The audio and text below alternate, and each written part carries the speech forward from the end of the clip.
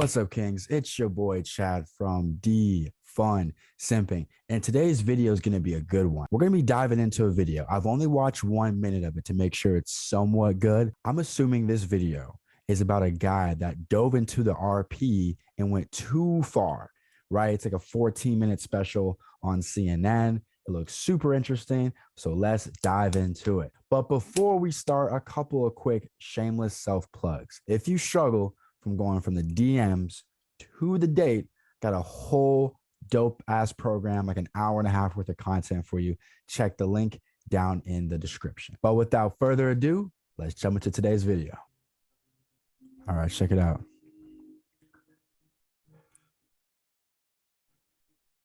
I was able to get a girlfriend. For the most part, she was nice and didn't quite work out. I had, blamed myself. I'd simultaneously blamed her, and I couldn't get any guidance from her. The fact that this guy is covering his face, I'm gonna go with he went almost into incel mode. You know what I mean? That's a place where I want none of y'all to end up, is incel mode. So please,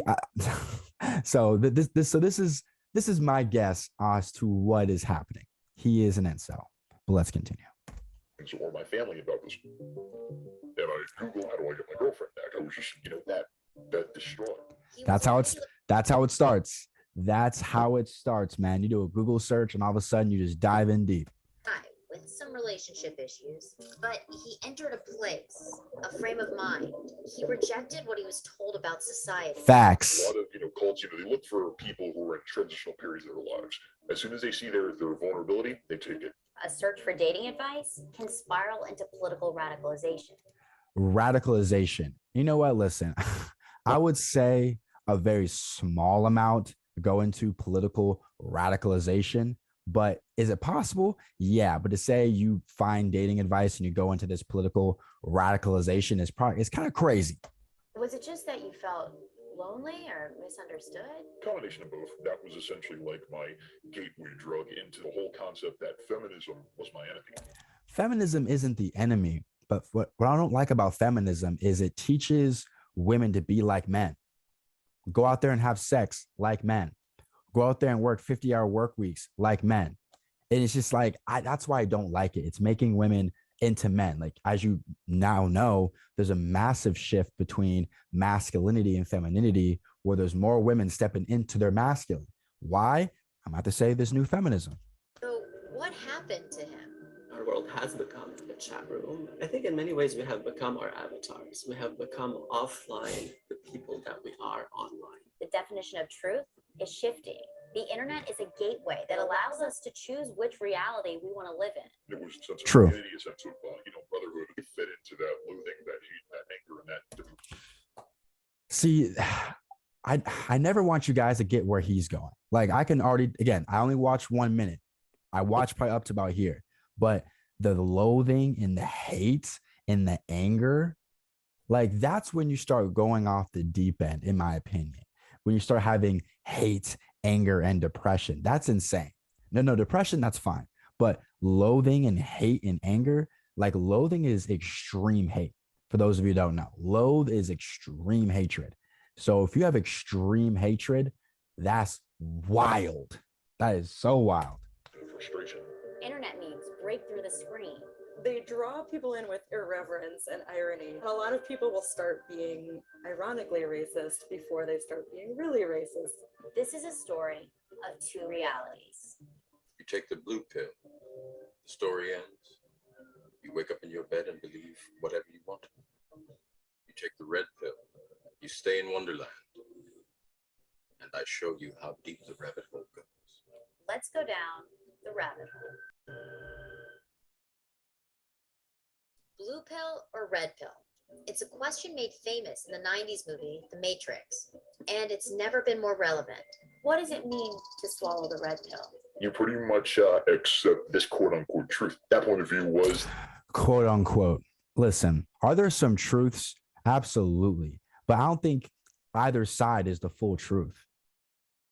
Like, the red pill has truths. The blue pill, I don't know much about that one, but then the black pill has some truths. I think everywhere there's truths, and there's also lies as well. Like, each pill, if you want to call it, has lies. So I don't think there is a truth. I think truth lies in religion. To keep it a buck with you, truth lies in religion, but this whole black, red, blue, there's false things in all of them. Women are having too much power. Now the phrase has been co-opted by communities online. To swallow the red pill is to accept that everything you've been told about society, about gender, race, politics is a lie. Because it's meant to control you. Because if the media can control you, they can control how you think. And if they can control how you think, then it's hard for you to rebel. Like, think about it. Like when we go to high school and go to college and then go get get loans so we can go to college, come out of college, 50, 60K in debt, then go get another loan to go get a house. It's just, we aren't told that we're trying, like, the school system raises us to be slaves to the bank. You know what I mean? I know it's off tangent, but it's like, geez, I can go on and on about that. That term used in a lot of different communities on the far right. And basically it means being awakened to the truth of the way that reality really is. It's actually men who are at a disadvantage and they need to do whatever is in their control to put the women back in their place. Becca Lewis is a researcher at Data and Society. She's been studying these forums for years. Before taking the red pill became political, it was actually just about picking up women. You'll find people gravitating to communities like the pickup artist community, where young men can get advice on how to attract young women. They're really feeling lost and looking for advice or guidance or community. I met up with a man who you could call an ex-red pillar. He's out of the community now, but he asked us to keep his identity a secret. Let's call him Josh.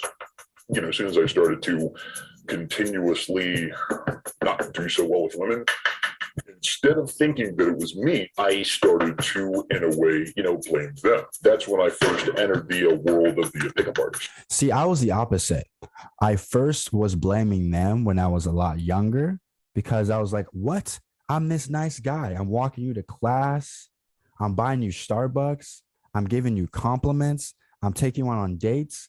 But yet you're hooking up with the guys on campus who are the known players. What's going on? So I blamed them. Then when I started to blame myself, that's when the results came. So I'm actually the opposite. He found them in online communities where men talked strategy, how to seduce women. They're coined red pill forums. They were kind of speaking to a need that I felt was really not met at certain points in my life. In these forums, hitting on women turns into a game. The premise: sex is ultimately about power and taking back control, which is a reactionary movement to the feminist movement. That reaction is that there is a group of rebellious women who are just angry at men. They do recognize that women have rights, but only in as much as these are rights that men have given you. It wasn't just about misogyny.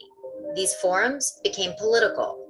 You can start to embody those more radical ideas based on the initial idea that men are actually the ones that are being mistreated in society. So once you start from that basis, it's really easy for it to snowball. Sprinkled in between posts on women are hateful comments on topics like race and religion. At what point did this anti-feminism rhetoric, at what point did this turn political for you? I just, really felt powerless because I felt that my opinions, my feelings, especially as a man, did not matter. See, that's where I have to, disagree. That's how he felt. I never felt like my opinions didn't matter. And if you feel like your opinions don't matter, why? I don't think your opinions don't matter because of women. I think your opinions don't matter because that's how you felt. You know what I mean? That's kind of that man being in his feminine energy. Why don't you feel like you matter? Why don't you feel like your opinions matter? That's nothing to do with women and all to do with yourself. So that's my take on that. Especially when there are people, getting more money than me, getting more girls than me. And I'm just like, okay. That's a you problem. That is a you problem. Like, when you aren't getting money and getting girls, that's a direct correlation of you. Now, mind you, if you're 5'1" and you're obese, okay, you may not get as many girls, fair enough. But for most people watching this, you're at least 5'7" and up. If you're fat, get in shape. If you're not making money, get some skills and make some. That's totally on you. That's not on women. Catch up, and I was, to my eternal embarrassment, radicalized by the right wing politically, since I refused to listen. But to me, that makes no sense because the right wing tells people to stop being victims. The left encourages, oh, you're black, oh, you're so marginalized and redlining and happy Juneteenth. Like that was the left pushing victimhood. The right says, pick yourself up by the bootstraps and get to work. So this guy's not making any sense. I'm poking holes all in his story. Anyone else's point of view, I immediately took theirs because I believed that it was the right one. It's interesting that you said radicalized. Was that a gateway to the alt-right? To a degree, actually to a very large degree. What bro, this guy's wilding. The alt-right taking the red pill made you an outright racist? Oh my, this guy's crazy. This guy is crazy, y'all. To these guys who believe that they're being, largely ignored, kind of being pushed out of the spotlight as feminism has, kind of been on the rise for the past 50 years. It kind of really speaks to fear. The alt-right, Gamergate, and a lot of the men's rights activists, they kind of not really combat fear, but in a way to kind of stoke that fire. It starts to tie into a more broad idea that men are under threat from modern society. And they basically adopt the terminology of the left, saying that men are an oppressed group. They're being put down by systematic feminism, and we need societal changes to help men. So how does a guy like Josh end up joining the men's rights movement, becoming a part of these so-called red pill forums, when he was just looking for a girlfriend? I met up with Dr. Elias Abujadi, a psychiatrist who wrote a book called Virtually You, The Dangerous Powers of the E-Personality. We don't go online to become more moderate. We go online to have our more extreme positions, our more extreme ideologies be confirmed and that's true. Agreed upon. The more we do that, the more polarized we become as a society. And increasingly, we're seeing some of that rhetoric play out offline. A neo-Nazi protest in Charlottesville. Okay. Can I say these guys right here in this video took the red pill because they got their heart broken and ended up with torches walking down the street? I can't say that's not true. But for the most part, I guarantee you these guys grew up with racist family members, racist parents, right? That's how it started. It didn't sound like they took the RP and now they're doing this. That's just my opinion. You'll never catch me with a tiki torch walking down the street saying, F black people. So yeah, this is wild. This is wild. One leader, Christopher Cantwell, who gained notoriety in a Vice report, wrote a number of articles for a men's rights blog in 2014. We reached out to Cantwell via his website, but haven't heard back. An incident at that Charlottesville protest resulted in many injured and one person dead. We have become offline the people that we are online, meaning these narcissistic traits, this impulsivity, this aggression that we manifest so easily and so automatically on social media and other online platforms. We are becoming these people offline as well. Our world has become a chat room. In what sense? There is something rewarding about acting disinhibited online because you feel like you're getting away with something that in the moment can feel good, but the more it happens, the more it gets normalized. So you do it once, you're more likely to do it twice, and then maybe 10 times. After the 10th time, it's become so sort of normalized that it's easier for it to be transposed offline.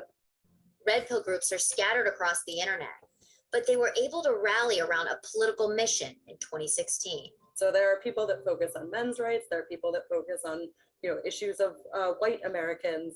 There are trolls who just want to trick people and elicit a response. Trump was a way that they could all come together and unite around a common goal. The people know the truth. What about Donald Trump was unifying for people who so-called swallow the red pill? One thing about me, guys, is I'm not a big politician D-sucker.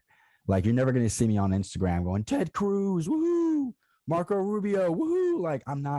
I don't think any politician can save me at all. I believe that I'm in control of my own life and there's no politician that can help me at all. That's just my take.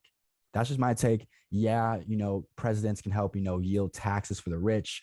That's one of the conservative ones. But other than that, guys, don't lean on any politician to save you, because they're not coming to save you. It's all up to you. So that's my take on the whole, politicians. Well, I think they liked that he kind of barreled in and they thought he was really going to mess up the establishment, because as they're getting radicalized, they are trusting establishment media less and less. They're trusting education less and less. As they should. They liked that he represented this anti-establishment movement. We reached out to the White House and they declined to comment for the story. He is essentially the alt-right president. He's the president belonging to that reactionary movement, a movement that was reactionary to, all the quote-unquote horrible things that Obama's done. And now you've got someone who is sympathetic instead of condemning to that cause. But that movement no longer includes Josh. He metaphorically spit out the red pill. I started realizing that they weren't just limiting their vitriol just to women as soon as they started targeting, people of color. Okay. Listen, both sides, both the RP and the blue pill, right? For example, weren't people who are blue pilled liberal freaking throwing bricks at establishments and burning establishments? There are people who are burning Black owned businesses. So it goes both ways. There's a radical right and a radical left. And to sit here and go, oh, it's just the radical right. No, think about it.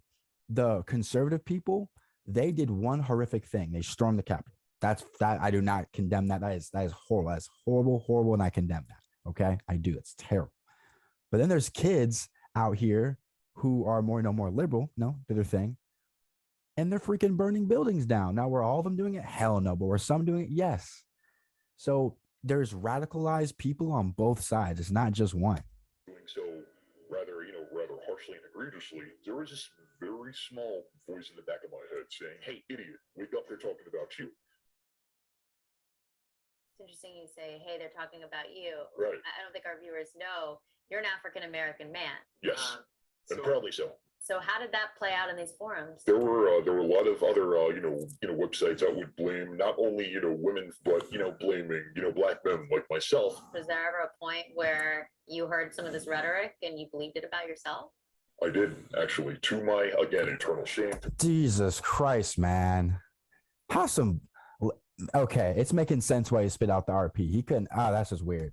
Embarrassment, and I was just like, okay, maybe to a degree they're right. It sounds like at your low point as a Black man, you were sympathetic to people being racist and saying things about you and your skin color. I was. And anonymity bred extremism. It's certainly made things a lot easier, having to, drive back into, the backwoods and hold campfires and say that, we're the superior race, blah, blah, blah, blah. It's just made it where people can actually still. I don't like how CNN is painting the RP as you take it. It's mostly centered around self-improvement in women. That's what the RP to me is. Self-improvement in women. They're freaking showing pictures of the Ku Klux Klan. Bro, I think that's such a horrible misrepresentation.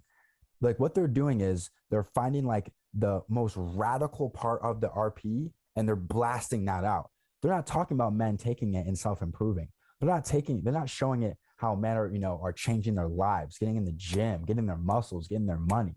They're not talking about that. No, you can't. You got to talk about the Ku Klux Klan and racism. So that's why I'm not messing with this CNN article, because they're only talking about the small amount. They're not talking about all the men where their lives have changed. They're only talking about people getting tiki torches and walking down streets saying, we're fed up with Blacks. That's just crazy. That anonymity without having to put on a white hood. Going down the rabbit hole, spending a lot of time in these forums, what was the most surprising thing you took out of your research? The empathy that I ended up feeling for the men at the very beginning of getting red pilled, because they are frustrated, they're often lonely, they're scared, and they're trying to find their way in the world as well. But these movements are taking them in a fundamentally dangerous direction. It's such a fascinating thing to say, that you felt empathy for these people, because I think it's so easy even as women, right? To kind of shake your head and think, True. really? They start interacting with other people in this community, and if these people have already given them advice that they trust on dating and on women, then they're going to be more willing to listen to them on issues of race and sexuality. As we dig into our own realities, perhaps the most fascinating way to look in the mirror is by sitting across from someone on the other side. I guess part of me sitting across someone who spent so many years angry at women, just because I want to do great in my career, I want to do these great things, it doesn't mean that you don't have to have that for you. I understand that now. But the problem is that that a lot of these guys believe the propaganda that if women take over, men are going to be slaves. That's not it. I've learned that. How are you doing now? You okay? Well, I've still got a long way to go. There's still a lot more of deprogramming, I guess you could say. We used to program the internet. Now the question, is it programming us? Remember, all I'm offering is the truth, nothing more. All right, guys. So my takeaway from that video was that the RP to me is about dating and self-improvement. That's what I took out of the RP. Maybe if I was a bit more hurt, maybe if I was a lot more wounded, maybe I would have went even deeper. But the fact that I came to the RP with, a good heart and as a good person, at least I think, I never got that deep. I just stayed in the self-improvement part, and I stayed in, getting better with women. That's what I learned the most. I never got into the super political side, the races. I never got into that. And I wish they gave the RP a better shake, because all they did was talk about the small part of the RP. Like most people who take the RP and know about RP aren't at Ku Klux Klan rallies. You know what I mean? They're not walking down the street with tiki torches and saying F black people. They're not doing that. So I think what they should have done to make this a bit more fair is talk about some of the good sides. Bring in somebody who's taken the RP and talk about how their life has greatly changed, and have some discourse between the person and that woman who was interviewing people. I think that would have made it a much better video. Don't just show one side, because that's not fair. So that's my take on it. If you are still here watching this video, I just want to say thank you so much for tuning in. I appreciate you. Hope you have a great rest of your week. Peace.